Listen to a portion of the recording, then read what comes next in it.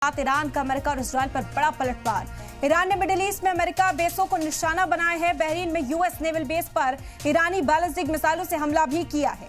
UAE के अल दाफरा में यह हमला किया है। यूएस एयर बेस पर ईरानी बैलिस्टिक मिसाइलों से हमला किया जा रहा है। बता दें कि अमेरिका और इजराइल ने ईरान पर हमला किया।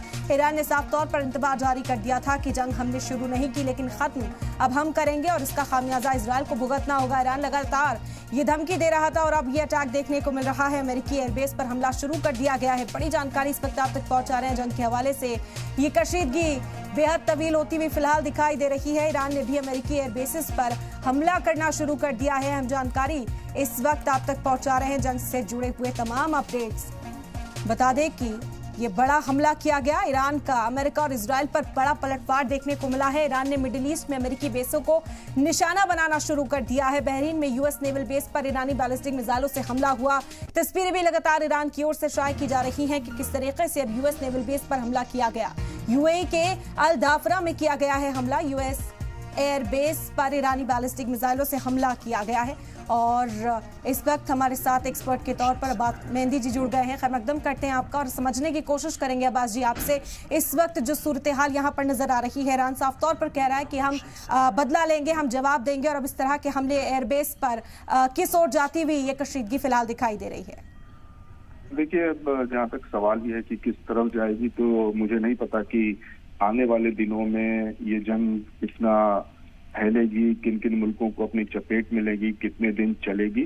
लेकिन ये बात तो तय है कि इस जंग से, इस अटैक के बाद अब ये जो ईरान ने जवाबी हमले शुरू किए हैं उससे ये ईरान ने साफ वाजे किया है और ईरान करता आया है। ईरान ने साफ किया है कि अब मिडिल ईस्ट में वॉशिंगटन और तेल अवीव की नहीं चलेगी, यानी इजराइल और अमेरिका की नहीं चलेगी।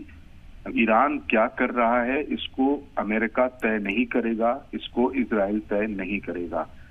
और दूसरी बात यह है कि अभी जो ईरान ने इसका रिटेलिएशन किया है, आप ये समझ लीजिए कि मिडिल ईस्ट में जहां जहां अमेरिकन बेस हैं, ओमान और सऊदी अरब को छोड़कर, चाहे वो कुवैत हो, बहरीन हो, जॉर्डन हो और जो और भी दूसरे मुल्क हैं जहां पर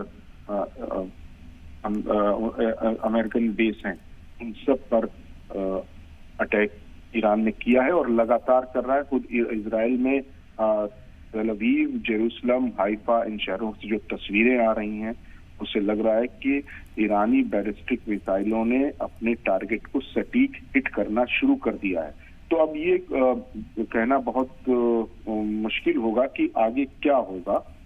लग ऐसा रहा है कि ये जंग अब अमेरिका, इजराइल और ईरान के बीच तक महदूद नहीं रहेगी।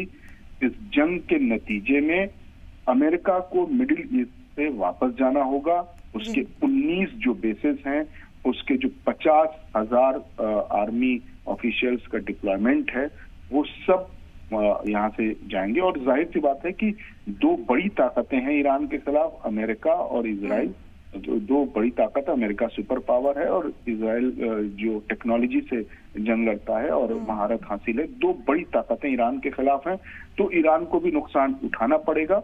लेकिन अब जो ईरान ने रिटेलिएशन किया है कि चारों तरफ से उसके मिसाइल चल रहे हैं और साथ ही साथ हूतियों ने जो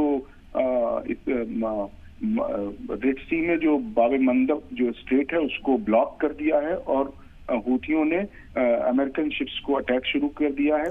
इराकी मिलिशिया जो इराक में एग्जिस्ट करते हैं, जिनके पास ड्रोन्स भी हैं, मिसाइल्स भी हैं, जिन्होंने आईएसआई से लड़ाई लड़ी है और एक पैरेलल आर्मी की तरह वो खड़े हैं इराक में, उन्होंने जितने भी पॉपुलर मोबिलाइजेशन ग्रुप हैं, उन सब ने ऐलान किया था कि अगर ईरान पर अटैक हुआ तो हम ईरान का साथ देंगे। तो अब ये देखना है कि अभी इराकी मिलिशिया ने स्टार्ट नहीं किया है, हमास ने भी कहा था, हिजबुल्लाह ने भी कहा था। तो अब ये जंग सिर्फ 2 मुल्कों और 3 मुल्कों की जंग नहीं रह गई, ये जंग मिडिल ईस्ट के तमाम मुल्कों तक फैल गई। बेशक बेशक, क्योंकि यहाँ पर साफ तौर पर कहा जा रहा है कि इसकी तैयारी जो ईरान लंबे अरसे से करता आ रहा था कि अगर हमला होता है तो फिर रिटेलिएट उसको किया जाएगा, और ईरान ने साफ तौर पर कहा था यहाँ कि अगर जंग हमसे शुरू की जाती है तो फिर हम बख्शेंगे नहीं। बेहद शुक्रिया अब्बास जी यहाँ पर रहनुमाई फरमाने के लिए, इस जंग के बारे में तफसीली जानकारी हम तक फराहम करने के लिए। साथ